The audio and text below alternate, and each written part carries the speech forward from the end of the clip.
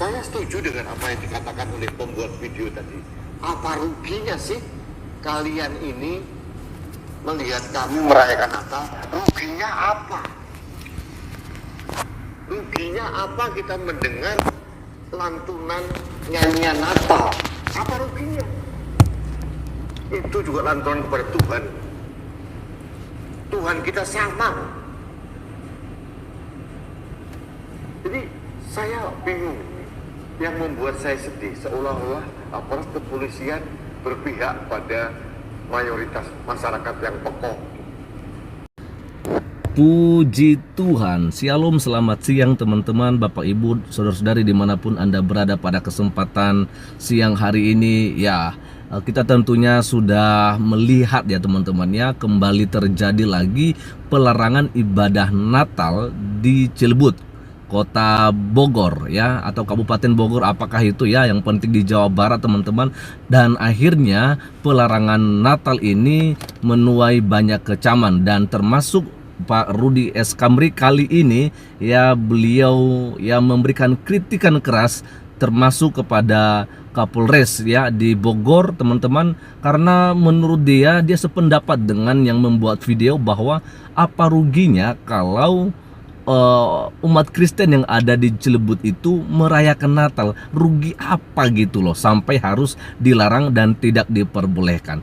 Nah teman-teman ya, pada kesempatan siang hari ini saya mengajak kita untuk melihat bagaimana selengkapnya pendapat dari Pak Rudi S. Kamri dari channel Kanal Anak Bangsa. Ini dia, kita lihat bersama ya.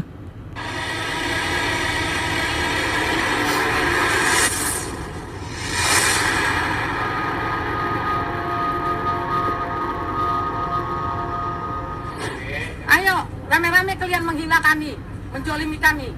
Silakan, ibadah cuma berapa menit. Terserah, ngomong Pak. Kerugian kalian apa melarang kami beribadah? Apa kerugian kalian? Apa kerugian kalian Pak? Tanggal 26, tanggal 25 kebetulan hari Minggu aja Pak. Apa kerugian kalian? Cuma 4 jam Pak. Apa kerugian kalian Pak? Saya hilang. juga Pak di Aceh Pak. Bapak apa kerugiannya? Yang namanya orang Nasrani itu ibadah sebenarnya bukan di tempat lain.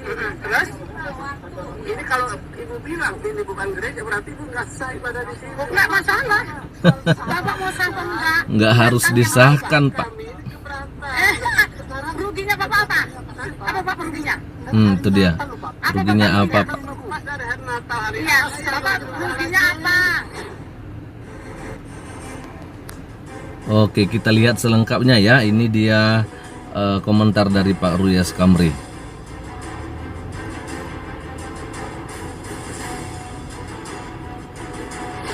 Halo sahabat Indonesia, kita bertemu kembali dalam Opini Rudi. Sahabat Indonesia, sesuatu yang melegakan dan membahagiakan. Kemarin saya melihat viral di berbagai media, baik media elektronik, media online maupun media sosial, Presiden Jokowi menghadiri perayaan Natal di salah satu gereja besar di Kota Bogor, tepatnya di Katedral Bogor. Ini melegakan. Presiden Jokowi tidak mengikuti ritual perayaan Natal, tapi pada saat selesai beliau memberikan ucapan Natal di mimbar. Artinya Presiden tidak mengikuti ibadah perayaan Natal. Bahkan konon menurut Wali Kota Bogor, Presiden sempat menunggu 15 Wali menit Kota Bogor berarti Kota Ahmadiyah ya. Ibadah perayaan Natal selesai. Setelah itu Presiden diterima oleh keuskupan di sana, kemudian memberikan ucapan Natal secara singkat. Ini melegakan. Bagi teman-teman di Katolik, saya bisa mengerti kebahagiaan mereka karena setelah 77 tahun baru Presiden Jokowi yang sempat mampir di gereja Katedral Bogor. Nah, selain gereja Katedral, Pak Jokowi, Presiden kita juga menghadiri atau mengucapkan selamat Natal di gereja Zibot di Bogor juga. Ini menarik sekali. Kalau Katedral itu adalah gereja Katolik, kalau Zibot gereja Kristen, Protestan. Nah, sahabat Indonesia, tapi bicara Bogor ini ada peristiwa yang tepatnya hari sama, mungkin jamnya hampir sama, Ya. peristiwa yang sangat kontradiktif. Mhm. Apa yang terjadi di Kota Bogor Ya. dengan apa yang terjadi di Cilebut. salah satu desa Cilebut Ya. di Kabupaten Bogor. Oke. Sedih, viral di berbagai media, pelarangan warga sekitar terkait dengan perayaan Natal di rumah Oke. Bapak Aritonang, Ya, sehingga menimbulkan keributan. jelas. Yang menarik di situ ada Satpol PP, ada Babinsa, ada Benar polisi, itu, tapi diam-diam aja ya. tidak bisa berbuat apa-apa. Nah, benar. Itulah. Yang membuat saya sedih, beberapa waktu yang lalu Kapolres Bogor Mhm. memberikan pernyataan di publik. Nah, ini dia teman-teman, kita dengarkan bersama ya. Mengatakan, oh sudah tidak ada masalah, Ya. masalah itu dianggap selesai, kami menjaga Sampai selesai. perayaan Natal di rumah Pak Aritonang sampai selesai. Oke. Nah, Nah, oke ya. ini harus menjadi catatan buat Pak Aritonang dan kawan-kawan agar tidak mengulangi kejadian serupa merayakan Natal di rumah, Ini dia. di pemukiman. Itu Kita dengarkan kurang lebih teman-teman, penting ini. kalimat dari Pak Kapolres Bogor, dan justru itu membuat saya sedih. Ya, ya. Mengapa perayaan Natal di rumah tidak diperbolehkan? Ya. Oke. Katakanlah ada saudara kita, tetangga kita datang ke rumah untuk merayakan Natal, kenapa tidak diperbolehkan? Nah, ada juga perayaan Natal di berbagai tempat, di hotel, Mhm. di rumah-rumah pejabat, Ya. didiamkan saja tuh. Ini juga terlihat bahwa Kapolres Bogor tidak terlalu memahami esensi perayaan hari besar beragama. Nah, teman-teman, jadi itu ya. Saya juga berkali-kali sudah katakan bahwa yang namanya ibadah itu tidak dilarang ya, dan tidak perlu minta izin teman-teman ya, karena itu adalah hak asasi kita. Kita mau undang siapapun, orang mau datang ke rumah kita buat ibadah, termasuk Natalan ini tidak ada yang melarang gitu loh. Aneh juga dengan Kapolres Bogor ini teman-teman ya. Kita nggak ngerti kenapa beliau ini, apakah memang nggak ngerti atau bagaimana soal saling menghargai ya agama yang berbeda dengan agama kita. Ya seharusnya harus menghargai dong, apalagi seorang Kapolres kan, seorang kepala kepolisian di Kota Bogor, tapi malah tidak mengerti soal ini teman-teman. Ya, aduh. Oke, kita lanjut lagi ya. Kita lihat. Kapolres Bogor lupa bahwa sering sekali kita mengadakan mauludan, Ya. peringatan Maulid Nabi di rumah-rumah, kadang-kadang di masjid, Ya. kadang-kadang di rumah-rumah, dan menutup jalan raya, Oke. membuat kemacetan, dibiarkan tuh. Ya, setuju. Kenapa kalau Maulid Nabi dibiarkan, misalkan, atau peringatan Nuzulul Quran dibiarkan, tapi peringatan Natal dilarang? Itulah Pak. Itulah. Kalau itu berbasis pada kesepakatan warga, pertanyaan saya, benar nggak itu kesepakatan warga secara sukarela atau ikhlas? Ya. Jangan-jangan karena Ini- teman-teman saya yang beragama Kristen itu minoritas, Ya. kesepakatannya ditekan. Nah, itu yang biasanya kita dengar Pak Rudi. Ini menarik dan memprihatinkan. Saya beragama Islam. Kemarin tanggal 24-25 saya mendatangi peringatan perayaan Natal di rumah relasi dan sahabat saya. Aman-aman saja, Oke. akidah saya tidak terganggu, tidak ada ritual perayaan Natal, hanya mensyukuri perayaan Natal. Ya. Saya sebagai umat Islam menghormati relasi sahabat saya yang merayakan perayaan Natal, karena ini adalah sukacita mereka, dan saya Yes. sebagai umat beragama Islam yang sangat diajarkan untuk toleransi, menghargai keyakinan orang lain, saya datang untuk memberikan ucapan selamat dan bersukacita bersama mereka. Ya, Tidak setuju. mengikuti ritual ibadah mereka. Setuju Pak. Dan Setuju. teman-teman Kristen pun tahu kok, pada saat kita Pasti yang dong, bukan Pak. Kristen, bukan Katolik datang, mereka tidak mengadakan ritual keagamaan. Ya. Mereka hanya bersyukur, makan-makan, kemudian penuh dengan keriaan. Inilah potret yang sebenarnya Indonesia.